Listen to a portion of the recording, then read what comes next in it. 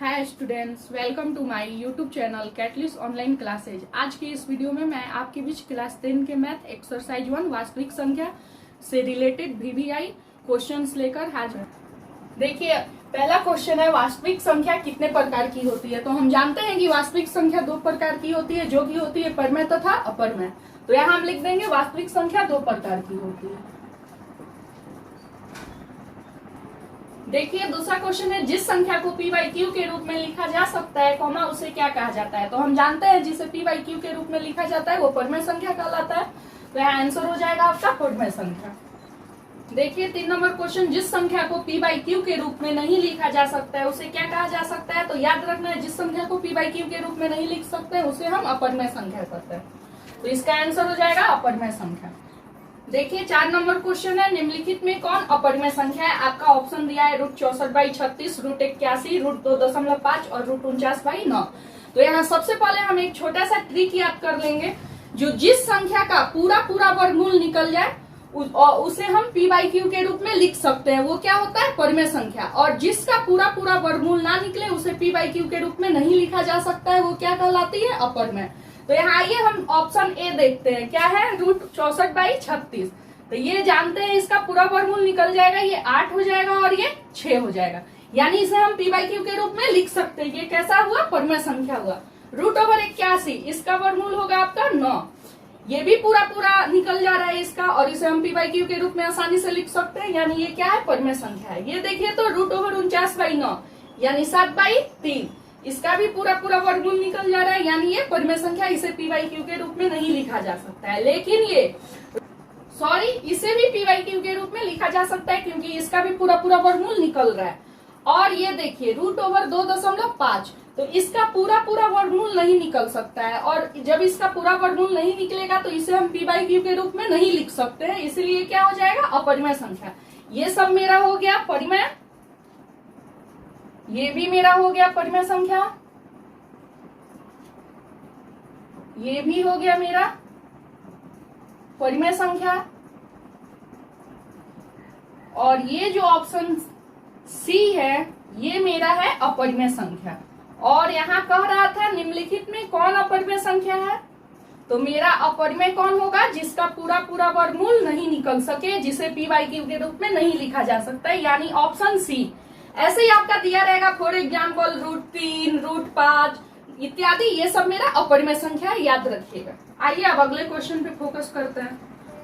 देखिए 4 number question के जैसा ही आपका 5 से लेके पूरा आपका 13 तक क्वेश्चन है। आइए देखते हैं, तो निम्नलिखित में कौन अपरमेय संख्या नहीं है। अपरमेय संख्या नहीं है अर्थात परमेय संख्या है, अपरमेय नहीं हुआ तो परमेय होगा। तो √7, तो √7 इसका पूरा पूरा वर्गमूल नहीं निकल सकता है, तो ये कैसा है, ये अपरमेय संख्या है। कैसी संख्या हो जाएगी, अपरमेय संख्या, क्योंकि इसे पी बाई क्यू के रूप में नहीं लिखा जा सकता है। ये देखिए तो √3/7, तो √3 कैसा संख्या है, अपरमेय, क्योंकि इसका पूरा पूरा वर्गमूल नहीं निकल सकता है।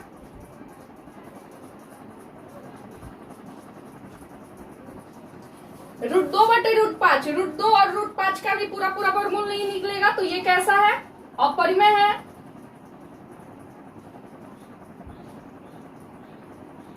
ये देखिए डी है आपका √75/48, तो इसको हम ऐसे लिख सकते हैं √75/48। और ये देखिए तो ये 3 से आपका 25 बार में और ये 3 से 16 बार में कट हो जाएगा, तो 25 यानी 5, 16 यानी 4, यानी इसका पूरा पूरा वर्गमूल निकल जाएगा। ये कैसा हुआ आपका परमेय हुआ। देखिए यहाँ √25 यानी इसका वर्गमूल हुआ 5, √16 यानी इसका वर्गमूल हुआ 4, यानी इसे पी बाई क्यू के रूप में लिखा जा सकता है। ये मेरा कैसा हुआ, ये मेरा परमेय हुआ। तो यहाँ क्वेश्चन मेरा कह रहा था 5 में कौन अपरमेय संख्या नहीं है। अपरमेय नहीं है अर्थात परमेय है, तो इसमें मेरा परमेय कौन हुआ, तो √75/48, यानी यहाँ ऑप्शन मेरा क्या सही होगा, डी। ऐसे ही आप देखिए 6 नंबर क्वेश्चन दिया है √3 और √5 है, तो √3 और √5 इन दोनों का पूरा पूरा वर्गमूल नहीं निकल सकता है और इसे पी बाई क्यू के रूप में नहीं लिखा जा सकता है, तो ये भी मेरा क्या हो जाएगा, √3 और √5 भी मेरा एक अपरमेय संख्या है। याद रखना है इसका ऑप्शन बी। अब देखिए यहाँ लिख देंगे ऑप्शन बी। अब देखिए निम्न में कौन अपरिमेय नहीं है, अपरिमेय नहीं है यानी क्या परिमेय है। तो यहाँ देखिए √10, तो √10 इसका पूरा पूरा वर्गमूल नहीं निकल सकता है, तो ये क्या है, अपरिमेय है। बस आपका 2 ट्रिक है, उसी से ये सारा क्वेश्चन सॉल्व हो रहा है। √24 इसका भी पूरा पूरा वर्गमूल नहीं निकल सकता है, ये भी अपरिमेय है।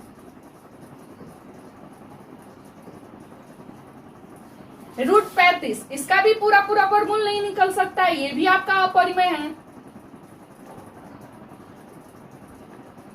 और ये आपका ऑप्शन डी है √121, जो कि आपका 11 का वर्गमूल होता है, यानी इसका पूरा पूरा वर्गमूल निकल जा रहा है, तो ये मेरा कैसा है, परिमेय है। तो यहाँ क्वेश्चन आपका कह रहा है कौन अपरिमेय नहीं है, अपरिमेय नहीं है यानी क्या, परिमेय है, यानी मेरा ऑप्शन क्या हो जाएगा, डी। √121 इसका पूरा पूरा वर्गमूल 11 निकल जा रहा है, यानी इसे PYQ के रूप में लिखा जा सकता है, यानी इसका ऑप्शन क्या हो जाएगा, डी। अब कह रहा है निम्न में कौन परिमेय संख्या है, तो √3, तो इसका पूरा वर्गमूल नहीं निकलेगा, ये अपरिमेय है। देखिए 2/√2 ये कट जाएगा मेरा, यानी ये क्या बचेगा, 1 मिनट, यहाँ ऑप्शन आपका शायद गलत लग रहा है, यहाँ √2 होना चाहिए था।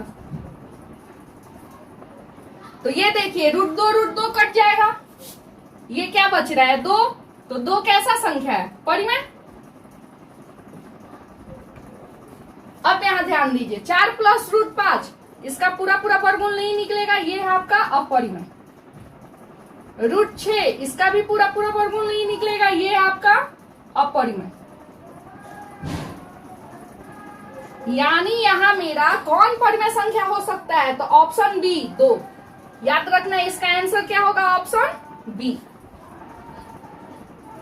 अब यहाँ देखिए निम्न में कौन सा अपरिमेय नहीं है, अपरिमेय नहीं है यानी क्या, परिमेय है, तो √64/81 यानी इसका पूरा पूरा वर्गमूल निकल जाएगा, 8/9, यानी ये क्या है, परिमेय है। 2√3 इसका पूरा पूरा वर्गमूल नहीं निकलेगा, ये अपरिमेय है।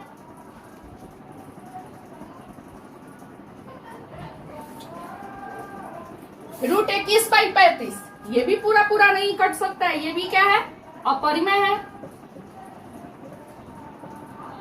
आइए √3 × √2 यानी ये √6 हो जाएगा, इसका भी वर्गमूल नहीं निकल सकता है, ये भी मेरा अपरिमेय हो गया। तो यहाँ क्वेश्चन क्या कह रहा था, कौन अपरिमेय नहीं है यानी परिमेय है, तो मेरा ऑप्शन ए जो है ये आपका 8/9 आया है, √64/81 इसका पूरा पूरा वर्गमूल निकल रहा है, इसे PYQ के रूप में लिखा जा सकता है, तो यही मेरा क्या होगा, परिमेय होगा, यानी आंसर हो जाएगा आपका ए। अब अगला क्वेश्चन देखिए 10 नंबर, निम्न में कौन अपरिमेय संख्या है, √36/64, तो इसका भी वर्गमूल निकल जाएगा 6/8, तो ये क्या हो जाएगा मेरा परिमेय। √1/81, एक का तो वर्गमूल 1 ही होता है, 81 यानी 9, ये भी पूरा पूरा निकल जाएगा, यानी ये भी हो जाएगा परिमेय। √3/5 यानी इसका पूरा पूरा वर्गमूल नहीं निकल सकता है, ये कैसा हो जाएगा, अपरिमेय। और ये देखिए -9 और √49 यानी कितना, 7, यानी इसका भी वर्गमूल निकल गया, ये आपका हो गया परिमेय। और यहाँ क्वेश्चन क्या कह रहा था, कौन अपरिमेय संख्या है, तो मेरा √3/5 है, ये क्या है, अपरिमेय संख्या, यानी आंसर हो जाएगा सी। 11 नंबर क्वेश्चन देखिए, निम्न में कौन परिमेय संख्या है, पाई, √7, √16/25, 3√3/2। तो याद रखना है हमें, हमेशा याद रखिएगा, हर बार एग्जाम में पूछा गया क्वेश्चन है पाई कैसी संख्या है, तो पाई अपरिमेय संख्या है, क्या याद रखिएगा, पाई अपरिमेय है। एग्जाम में पूछा गया क्वेश्चन है आपका पाई कैसी संख्या है, अपरिमेय। √7 अपरिमेय।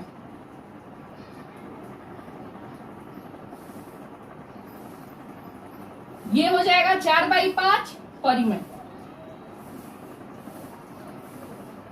और ये भी आपका 3√3/√2, √3 और √2 का वर्गमूल नहीं निकल सकता है पूरा पूरा, ये हो जाएगा अपरिमेय। आपका क्वेश्चन कह रहा था कौन परिमेय संख्या है, यानी √16/25 ये आपका परिमेय संख्या है क्योंकि इसका पूरा पूरा वर्गमूल निकल जाएगा। अब देखिए 4 - √3 कैसी संख्या है, तो याद रखिएगा 4 - √3 ये भी एक अपरिमेय संख्या है। जब आपको हम 2 नंबर वाला सॉल्व करवाएंगे तो उसमें आपको अच्छे से बताएंगे 4 - √3 सिद्ध करें कि एक अपरिमेय संख्या है। √2 कैसी संख्या है, तो ये भी अपरिमेय संख्या है क्योंकि इसका भी पूरा पूरा वर्गमूल नहीं निकल सकता है। इसका ऑप्शन हो जाएगा 12 का बी और 13 का बी। अब आइए अगले क्वेश्चन पे गौर करते हैं। आइए 14 नंबर क्वेश्चन देखते हैं। दो परिमेय संख्याओं के बीच कितनी परिमेय संख्या हो सकती है, तो याद रखना है दो परिमेय संख्या के बीच अनंत अपरिमेय संख्या लिखी जा सकती है। तो इसका आंसर क्या होगा, ऑप्शन डी सही हो जाएगा आपका। अब देखिए कह रहा है 15 में पाई है, तो आपको हम जब 12 नंबर क्वेश्चन सॉल्व करवाए थे तो हाँ ऑप्शन पाई आया था, तो हम आपको बताए थे जो पाई कैसी संख्या है, अपरिमेय संख्या है। ये कभी मत भूलिएगा, पाई एक अपरिमेय संख्या है, यानी इसका आंसर हो जाएगा ऑप्शन बी। अब आइए 16 नंबर क्वेश्चन देखिए 16 नंबर क्वेश्चन 7 + 3√2 है परिमेय अपरिमेय भिन्न पूर्णांक। तो 7 कैसा संख्या है, परिमेय। 3√2 कैसा संख्या है, अपरिमेय। अब बीच में क्या है, प्लस। तो परिमेय संख्या और अपरिमेय संख्या का जो योग होता है वो हमेशा अपरिमेय संख्या होता है। क्या याद रखना है, परिमेय संख्या और अपरिमेय संख्या का योगफल हमेशा एक अपरिमेय संख्या होता है, यानी इसका ऑप्शन कौन सा सही हो जाएगा, बी। अब अगला क्वेश्चन क्या कर रहा है आपका, निम्न में कौन परिमेय संख्या है, तो √5 इसका पूरा पूरा वर्गमूल नहीं निकल सकता है, अपरिमेय। बी है आपका 2√3, इसका भी पूरा पूरा वर्गमूल नहीं निकल सकता है, अपरिमेय। 4 - √5 ये भी क्या है, अपरिमेय। और आपका √16 यानी 4 इसका वर्गमूल निकल सकता है, यानी ये क्या है, परिमेय। तो आपका क्वेश्चन क्या कह रहा था, निम्न में कौन परिमेय संख्या है, तो √16 है। आपका ऑप्शन क्या सही हो जाएगा, आंसर डी। देखिए 18 नंबर क्वेश्चन है आपका, इसमें चुनना है कौन सत्य है कौन असत्य है, और क्वेश्चन कर रहा है निम्न में कौन सा कथन सत्य है। तो ऑप्शन ए है, दो अपरिमेय संख्याओं का गुणनफल हमेशा अपरिमेय होता है, तो ये आपका असत्य है। क्यों असत्य है, तो देखिए मान लीजिए एक अपरिमेय संख्या √3 है और दूसरा भी अपरिमेय संख्या √3 है, यानी ये क्या हो गया, √9। इसका वर्गमूल निकला तो क्या हुआ, 3, यानी ये कैसा है, परिमेय है। तो ये कथन असत्य हो जाए, ये आपका असत्य हो जाएगा क्योंकि दो अपरिमेय संख्या का गुणनफल हमेशा अपरिमेय नहीं होता है। परिमेय हुआ, आपको दिखाए, तो ये क्या हो जाएगा, असत्य।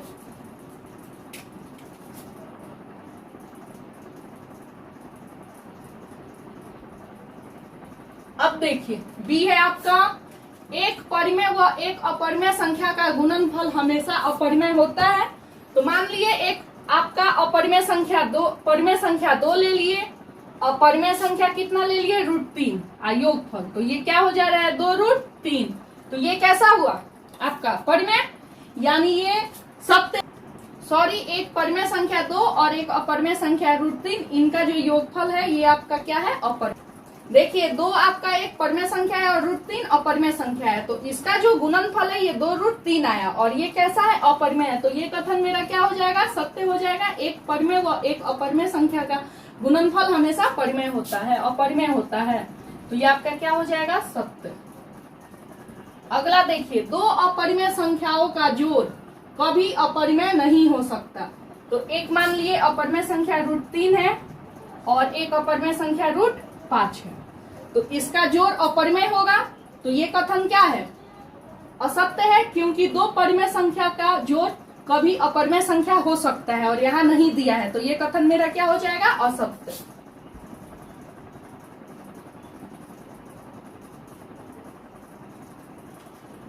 अब देखिए, एक पूर्णांक तथा एक परिमेय संख्या का जोड़ कभी पूर्णांक नहीं हो सकता। तो मान लीजिए एक पूर्णांक संख्या 3 है और एक परिमेय संख्या 4 ले लिए, दोनों का जोड़ कितना हो जा रहा है, 7, और 7 क्या है, पूर्णांक संख्या है, और यहाँ कह रहा है नहीं हो सकता, तो ये भी कथन मेरा क्या हो गया, असत्य हो गया।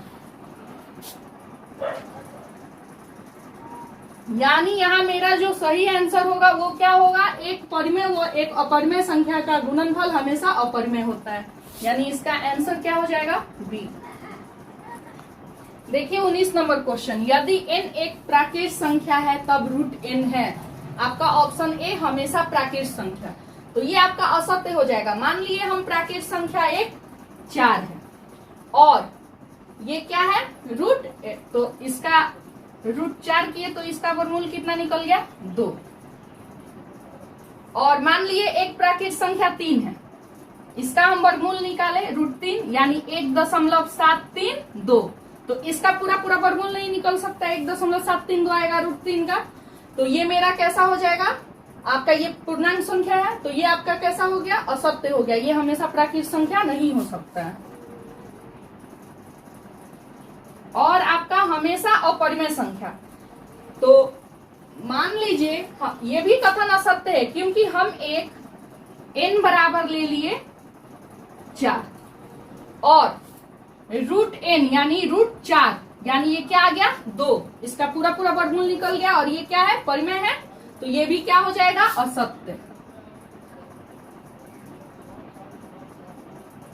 अब देखिए हमेशा परिमेय संख्या, तो हम n बराबर यहां जब 3 ले रहे हैं तो रूट n यानी रूट 3 आ रहा है, और रूट 3 क्या है, अपरिमेय है, ये भी ये अपरिमेय है, यानी ये हमेशा परिमेय संख्या नहीं हो सकता, ये भी कथन मेरा क्या है, असत्य है। और ऑप्शन डी आपका कह रहा है कभी परिमेय संख्या और कभी अपरिमेय संख्या, तो यही मेरा सही होगा, ये कथन मेरा सत्य होगा। n एक प्राकृत संख्या है तब रूट n जो होता है वो कभी परिमेय संख्या भी हो सकता है और कभी अपरिमेय संख्या, यानी हमें यहाँ याद रखना है ऑप्शन डी।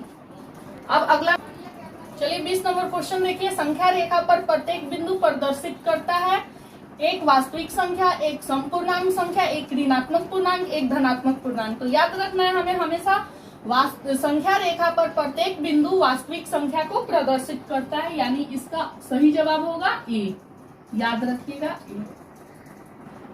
देखिए तो आपका 21 नंबर क्वेश्चन है, रूट 10 गुने रूट 15 बराबर है, ऑप्शन दिया है 5 रूट 6, 6 रूट 5, रूट 30, रूट 25। आइए इसको हम सॉल्व करके देखते हैं किसके बराबर है। दिया है रूट 10 गुने रूट 15, तो इसको लिख सकते हैं रूट ओवर 10 गुने 15। तो देखिए तो इसको तोड़े 10 को, तो 2 गुने 5, 15 3 गुने 5, यानी ये क्या हो गया, 2 गुने 3 2 5 है, यानी 5 का स्क्वायर, और वर्गमूल पे जोड़ा पे चुनते हैं तो ये हो जाएगा आपका 5, और ये हो गया 2 गुने 3, यानी कितना, 5 रूट 6, यानी ये आपका रूट 10 गुने रूट 15 किसके बराबर आ रहा है, 5 रूट 6। ऑप्शन देख लेते हैं कौन सा है, तो ऑप्शन ए आपका है 5 रूट 6, यानी मेरा सही आंसर क्या होगा, ए, याद रखिएगा आंसर इसका हो जाएगा। देखिए 22 नंबर क्वेश्चन है, 3 plus root 3 into 3 minus root 3 एक परिमेय संख्या है हाँ नहीं, कहा नहीं जा सकता, ए और बी दोनों, इसमें कौन ऑप्शन सही होगा। तो इसके लिए सबसे पहले एक हम फॉर्मूला पे गौर करते हैं, जो कि हम 9 क्लास से ही पढ़ते आ रहे हैं, सूत्र a plus B into A minus B बराबर होता है A square minus B square. तो इस फॉर्मूले से अगर इसको हम सॉल्व करेंगे तो देखिए क्या आ रहा है, 3 plus root 3 into 3 minus root 3, तो a यहाँ क्या हो जाएगा, 3 यानी 3 का स्क्वायर, b यानी रूट 3 यानी रूट 3 का स्क्वायर, 3 का स्क्वायर 9 और रूट 3 का रूट 9, तो 9 और रूट 3 का वर्गमूल कितना, 3, 9 में से 3 गया तो देखिए रूट 9, तो रूट 9 का वर्गमूल कितना हुआ, 3, अब 9 में से 3 जाएगा तो 6, और 6 क्या है आपका, परिमेय संख्या है, यानी जब इसको हम सॉल्व किए तो मेरा ये क्या आया, परिमेय। और क्वेश्चन कह रहा था 3 plus root 3 into 3 minus root 3 एक परिमेय संख्या है, तो सही जवाब हो जाएगा हाँ ये एक परिमेय संख्या है, तो इसका आंसर कौन सा सही हो जाएगा, ए। देखिए कह रहा है आपका 23 नंबर क्वेश्चन, 2 तथा 2.5 के बीच अपरिमेय संख्या है, रूट 11, रूट 5, रूट 22.5, रूट 12.5। तो इसके लिए आसान तरीका हम सबका वर्गमूल निकाल लेते हैं।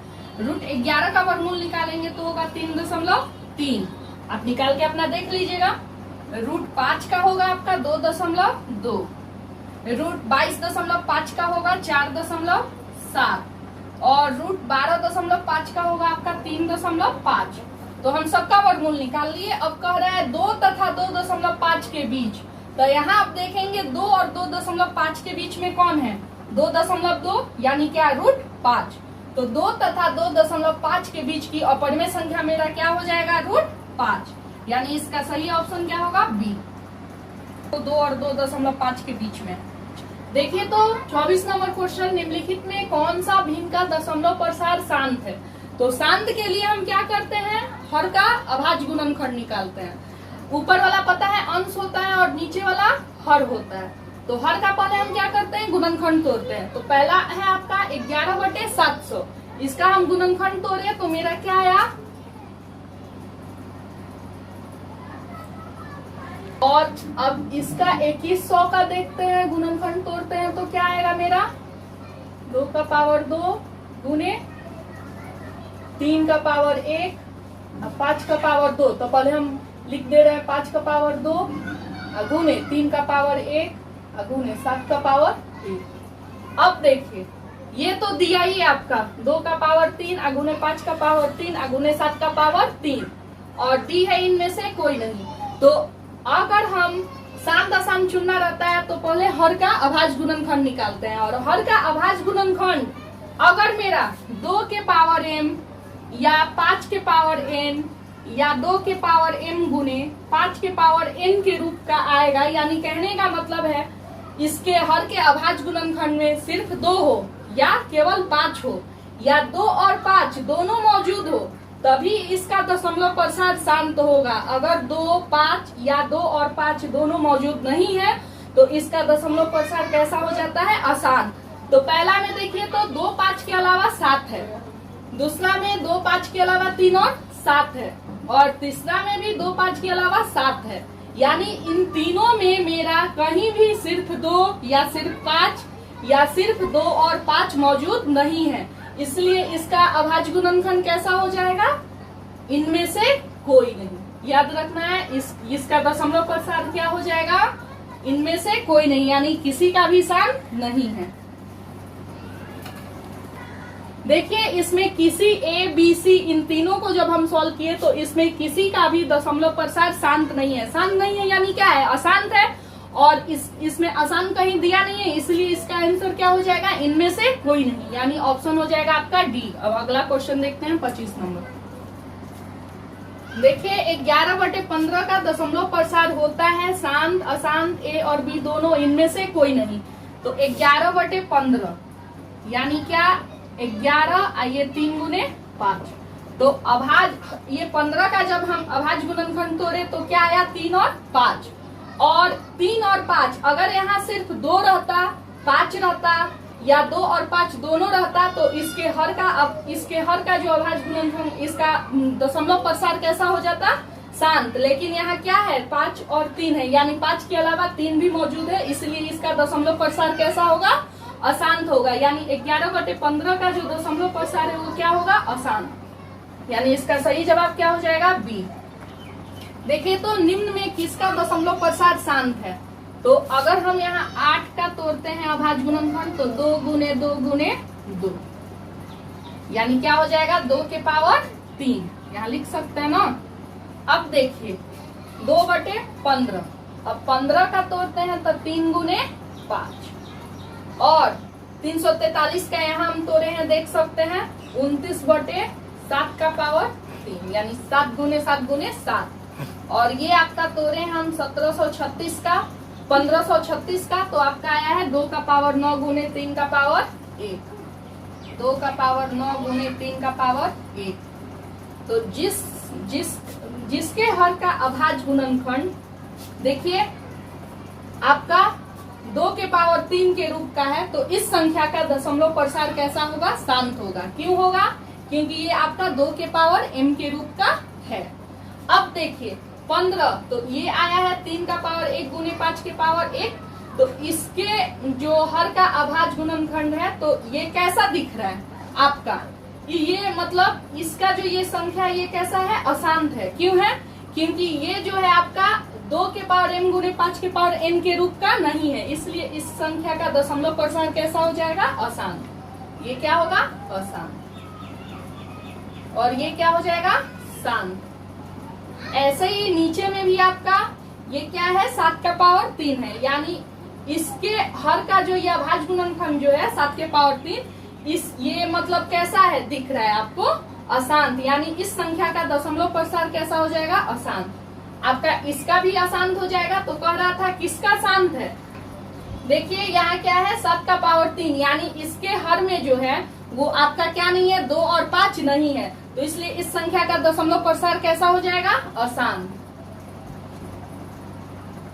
अब यहाँ देखिए इसका हर का गुणनखंड आपका क्या है, 2 के पावर 9 गुने 3 के पावर 1, यानी इस संख्या में भी आपका, इसमें भी जो है आपका ये या तो सिर्फ 2 के पावर m का, यानी 2, 5 या 2 या 5 के अलावा इसमें 3 है, यानी इसलिए इस संख्या का भी दशमलव प्रसार कैसा हो जाएगा, अशांत। यानी इसमें ऑप्शन ए में ही आपका सिर्फ 2 का पावर 3 है, यानी ये 2 के पावर m के रूप का है, और इसलिए इस संख्या का दशमलव प्रसार शांत है, यानी इसका सही जवाब क्या होगा, ए। देखिए तो क्या कर रहा है, 1.34 का परिमेय संख्या के रूप में मान ज्ञात करना है। तो आपको दिया है 1.34, यानी दशमलव के बाद कितना अंक है, 2 अंक है, यानी 1 पे कितना जीरो होगा, 2, यानी इसको ऐसे लिख सकते हैं 134/100। 2 से ये कटेगा आपका 67 बार में, और ये 50 बार में, यानी कितना आया, 67/50, यानी इसका सही ऑप्शन क्या होगा, बी, यानी इसका आंसर क्या हो जाएगा, बी।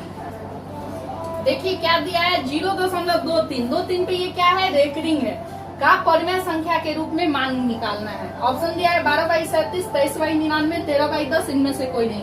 तो जब भी ऐसा क्वेश्चन बनाना रहता है तो हम इसमें मानते हैं, माना कि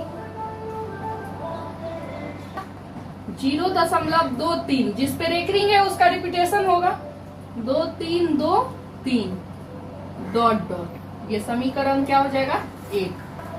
अब देखिए ये तो मेरा समीकरण 1 बन गया। अब यहाँ देख रहे हैं हम, जो यहाँ 2 अंक का रिपीटेशन हो रहा है, 2 3 2 3 2 3, यानी 2 का भी और 3 का भी, इसलिए यहाँ हम 1 पे कितना जीरो देंगे, 1 पे 2 जीरो देके दोनों पक्षों में हम क्या कर देंगे, गुना कर देंगे। तो लिखेंगे दोनों पक्षों में 100 से गुना करने पर। अब देखिए जब दोनों पक्षों में 100 से गुना किए तो 100x बराबर आया 23.2323, ये समीकरण 2 हो गया। अब हम इसको हल करने के लिए क्या करेंगे, समीकरण 2 में से समीकरण 1 को घटाएंगे, लिखेंगे अब समीकरण 2।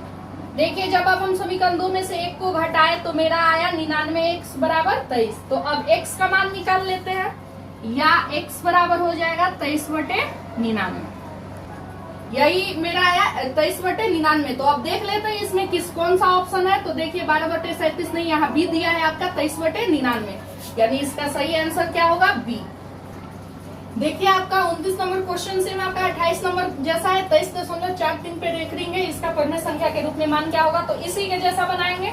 मान लेंगे, माना कि x बराबर, देखिए समीकरण 1 बनाए तो यहाँ भी जो है 2 अंक का रिपीटेशन हो रहा है, 4 3 4 3 4 3, इसलिए यहाँ अब हम 1 पे कितना जीरो देंगे, 2 जीरो देंगे, यानी ये कितना हो जाएगा, 100, यानी दोनों पक्षों में अब हम क्या करेंगे, 100 से गुना कर देंगे, लिख देंगे दोनों पक्षों में। देखिए जब 100 से इसमें गुना हुआ तो आ गया 100x बराबर 2343.4343, समीकरण 2 हुआ। अब समीकरण 2 में से 1 को हम घटाएंगे, तो चलिए घटा लेते हैं। अब हम जब 2 में से 1 को घटाया समीकरण, यानी 2 में से समीकरण 1 को घटाए तो मेरा आया 99x बराबर 2320। तो या x बराबर मेरा अब क्या हो जाएगा, तो 2320/99। देखते हैं कौन सा ऑप्शन है। तो यहाँ ऑप्शन ए है आपका 2320/99, यानी इसका सही जवाब क्या होगा। देखिए तो अब 30 नंबर से आपका 28 29 जैसा है, 0.3 पे रेकरिंग है, इसको परिमेय संख्या के रूप में लिखना है। तो इसमें भी पहले मान लेंगे, माना कि x बराबर, यहाँ एक ही अंक का रिपीटेशन हो रहा है 3 का, यानी यहाँ 1 पे कितना जीरो होगा, ये तो समीकरण 1 हो गया, 1 पे 1 जीरो होगा, यानी 10 से हम दोनों पक्षों में क्या करेंगे, गुना करेंगे, लिख देंगे 10 से दोनों पक्षों में गुना करने पर। 10 से दोनों पक्षों में गुना किए तो आया 10x बराबर 3.333 डॉट डॉट, समीकरण 2। अब समीकरण 2 में से 1 को घटाते हैं, जब हम समीकरण 2 में से 1 को घटाए तो मेरा 9x बराबर आया 3, तो या x बराबर मेरा क्या हो जाएगा 3/9। ये कट गया 3 से 12 से, ये 3 बार में, यानी x बराबर आया 1/3। यानी इसका सही जवाब क्या है देख लीजिए, यानी ऑप्शन सी 1/3। देखिए आपका अब अगला क्वेश्चन है 0.32, 2 पे रेकरिंग है, को पी वाई क्यू के रूप में बदलना है। तो आप जिस पे रेकरिंग नहीं है उसको बाहर कर लेंगे, 3 पे रेकरिंग नहीं है उसको बाहर किए, तो मेरा कितना अंक बचा 1, यानी 2 इसी पे रेकरिंग है, यानी इसमें अब हम क्या करेंगे, 1 पे कितने 0, यानी 1 0, यानी दोनों तरफ हम किससे गुना कर लेंगे 10 से। चलिए आगे अब बना के सॉल्व करते हैं। देखिए हम जब दोनों तरफ 10 से गुना किए तो मेरा इतना आया। एक बात याद रखिएगा, जब एक बिना रेकरिंग वाला और एक रेकरिंग वाला अंक रहे तो जो बिना रेकरिंग वाला रहता है उसको हम दशमलव के बाएं ओर लिख लेते हैं। तो वैसे कि यहाँ से 2 पे रेकरिंग था, यानी दशमलव के बाद, यानी यहाँ 1 अंक था, यानी 1 पे हम किससे गुना किए 0, यानी 10 से गुना किए। तो जब हम इसको बाहर निकाले बिना रेकरिंग वाले यानी 3 को, तो 10x बराबर आया 3.2 पर रेकरिंग। अब या x बराबर लिख देंगे 10x बराबर 3.2222, इसको समीकरण 1 बनाएंगे। देखिए अब फिर हम दोनों पक्षों में 10 से गुना किए। ऐसा क्यों किए, क्योंकि हम तो जो बिना रेकरिंग वाला था 3 उसको तो हम दाईं ओर ले आए थे दशमलव के, लेकिन अब यहाँ 2 पे रेकरिंग है तो अब इसमें से 2 को भी तो अलग करना होगा, इसलिए हम दोनों पक्षों में क्या किए 10 से गुना किए। तो 100x बराबर आया 32.222। अभी इसको हम हल करेंगे, समीकरण 2 में से 1 को घटाएंगे। देखिए अब समीकरण 2 में से 1 को घटाए तो 90x बराबर 29 आया। तो या x बराबर मेरा क्या आ गया 29/90। देखिए अभी ये इसका सही जवाब क्या हो रहा है, तो ऑप्शन बी 29/90। देखिए 32 नंबर क्वेश्चन 3.27 पे रेकरिंग है, कर रहा है देखना है पूर्णांक है, परमेय है, एक प्राकृत है, एक अपरमेय है। तो वैसे ही सेम बनाएंगे जैसे 28 नंबर बनाए हैं। माना कि x बराबर, हम देख रहे हैं जो दशमलव के बाद 2 अंक है 2 साथ जिसका रिपीटेशन हो रहा है, यानी 1 पे कितना 0 हो जाएगा 2 0, यानी दोनों पक्षों में किससे गुना होगा 100 से। लिखेंगे दोनों पक्षों में 100 से गुना करने पर। देखिए मेरा x बराबर आया 334/99, तो इसको कट करेंगे 9 से, तो ये 11 बार में और ये 36 बार में। तो अब यहाँ हम x किसको माने थे 3.27, तो यहाँ लिख सकते हैं 3.27 पर रेकरिंग बराबर 36/11, और 36/11 यानी इसे हम PYQ के रूप में लिख सकते हैं, और जिसको PYQ के रूप में लिख सकते हैं वो कैसा होता है परमेय संख्या होता है। तो ये क्या हो जाएगा मेरा ऑप्शन बी सही होगा, यह एक परमेय संख्या है। चलिए तो आज के लिए इस वीडियो में इतना ही क्वेश्चन रहने देते हैं, और अब अगले वीडियो में हम अगले क्वेश्चन लेके हाजिर होंगे। और तब तक के लिए अगर आप हमारे चैनल को सब्सक्राइब नहीं किए हैं तो हमारे चैनल को सब्सक्राइब करें, और अगर आप चाहते हैं जो आपका 10th में अच्छा मार्क्स आए, बेहतर रिजल्ट हो, तो इसके लिए आप हमारे जो भी वीडियो अपलोड किए जाएंगे हमारे द्वारा, मैथ साइंस कोई भी चीज का, तो उसे आप बिना स्किप किए हुए देखें। और अगर आपको कोई भी डाउट लग रहा हो तो आप हमारे कमेंट बॉक्स में मैसेज करें, हम आपके डाउट को क्लियर करेंगे। तब तक के लिए अब इतना ही, अब मिलते हैं अगले वीडियो में अगले क्वेश्चन के साथ।